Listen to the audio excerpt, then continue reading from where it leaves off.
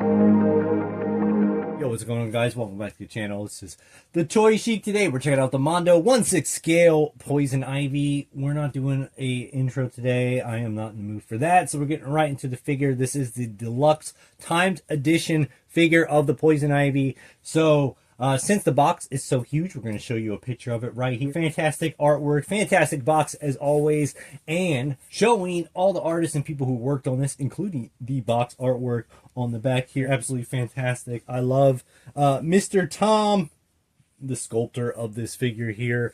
He did the Harley Quinn figure, my first Batman the Animated Series Mondo figure I got. Also my favorite Mondo figure that I own. I play with it all the time. It is absolutely fantastic. There's nothing wrong with it. It is beautiful. It was kind of like right when they're hitting their stride and taking off. And once they hired him on to do the sculpting, he is a huge fan of Poison Ivy and Harley Quinn. So I knew Poison Ivy was coming along. Very excited to get this character. She's one of my favorite of all time of the Batman animated series. Definitely my favorite rendition of this character. I've wanted it my whole life. I looked for my loose versions and carded versions of the Kenner Batman animated series figures. There's too much. Everything is a mess in here. I don't care. It doesn't matter. I was going to take pictures and make it fancy and do stuff, but no one will watch anyway, so it doesn't matter. So we're not going to do that today. But here's the figure, and I'm very excited. I like to have my Mondo figures at first, play with them for a while, see how they go and work about. So this is basically how you would get the figure out of the package. But you do have her exclusives. Like I said, this is the timed edition. I do not remember all the timepieces that were available throughout, besides the little plant children that we do have up front. So we do have multiple head portraits, which are all fantastic all around on there. We'll look at those in just a second. A gaggle of hands and some nice little small accessories. The little pod thing's weird. I've already lost the smallest accessory twice setting up this thing, but here we are checking her out. She did come with this plastic piece that's on here from the get-go, and ever since my All Real Monsters from Mondo, when I put my Blina puking head on and it scratched my white paint, I'm definitely afraid of colors on fleshy style paint, but this one you shouldn't have any problem. I've just left this on. I'm going to take it off for the rest of the video to check out these other heads.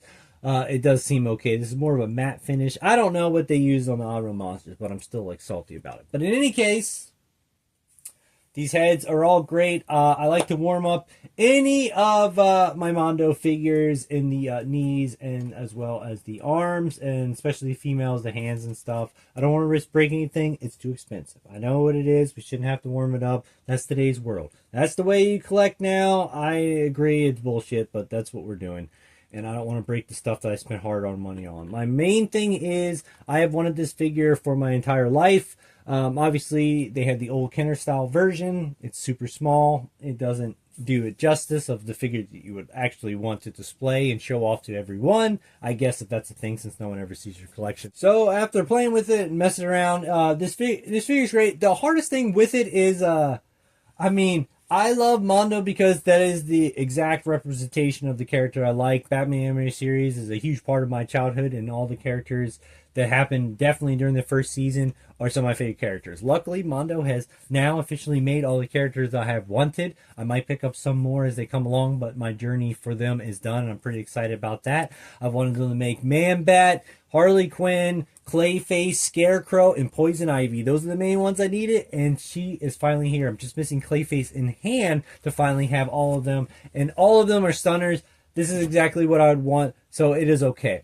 But the one thing I will say on them, it did make me scared moving around these nice little joints. They do need to make a better ball joint inside of the hip area. She is a thick girl. She got the most thick thighs in comparison to my Harley Quinn here. She's got the smaller thighs. Same actually mechanism inside. It's and see, like, Harley's like nice because like I don't need to stand on her, but on the ball joint it's kind of like a cupped, and then this thigh moves around in the cup point. It can go like around in a 360-degree fashion, but I definitely heated up on that. It's scary. Since they are thicker, it doesn't allow it to move as much, so it almost feels like it's going to break it as you start to move it into very not crazy positions, like you would be thinking. Harley, no problems at all with her.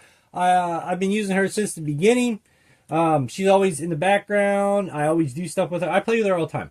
No problems with this figure. Her hands, everything are great. She is awesome. But to finally have these two characters side by side. Hang on. For foot there. Boom.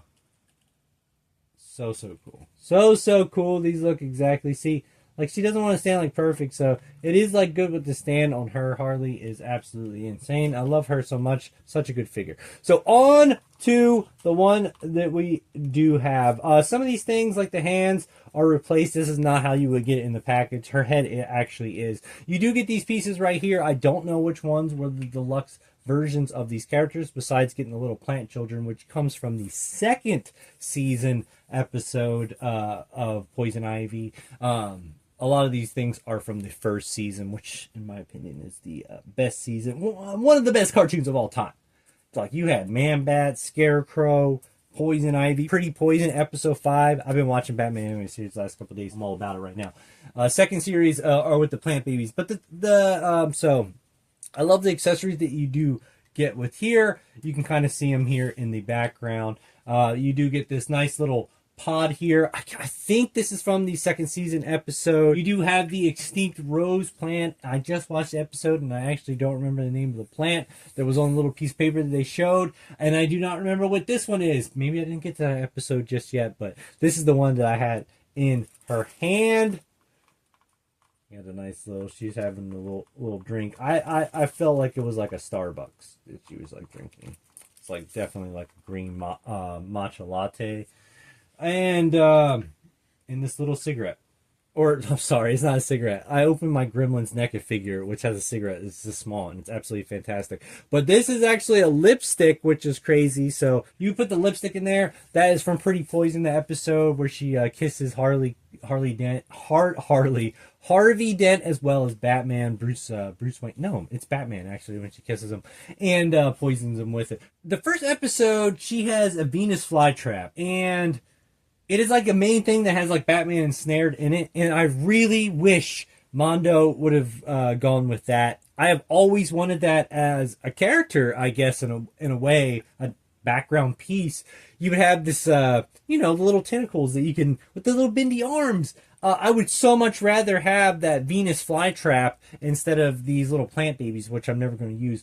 Like the Harley, she came with a couple pieces. Harley came with the hyenas, which is wanted for the Harley. But for Poison Ivy, I always think of the Venus flytrap thing, and that would be so cool to have. I mean, I would get rid of all the accessories just to have like that and this. I do like the lipstick. I love these little accessories. They're so tiny you could barely see them and you lose them. Like I lost this twice trying to set up filming for this freaking thing. Like it just fell and stuff, and it was like literally in the plant bowl and I couldn't find it. So I like those things though, because you can set them up for nice photography. This rose is cool. Kiss from a rose, oh baby. Dude, that Seal song, I wish I could play that, because that should be the song right now with that rose. And then this little pack, which I have not like tried on here. It should be moderately difficult to put on to this figure. We got the head off on there, and then I would imagine you put the arms back. This piece, by the way, this piece right here, you pop the arm off and you can slide this on. This comes separate into the package as a piece. I do not believe it is an exclusive version. All right, well, after fighting with that for so long that I don't even want to talk about, I don't know how people got this little smoke gun into the awesome pictures that they posted online. It's like a statue that has movement. That's how I like to look at it. You just need to be careful and do it. This Harley Quinn, though, man, I'll be messing around with it all the time. It's fine. It's good. Oh, she's so good. You know, this whole figure is thicker all around in the torso area.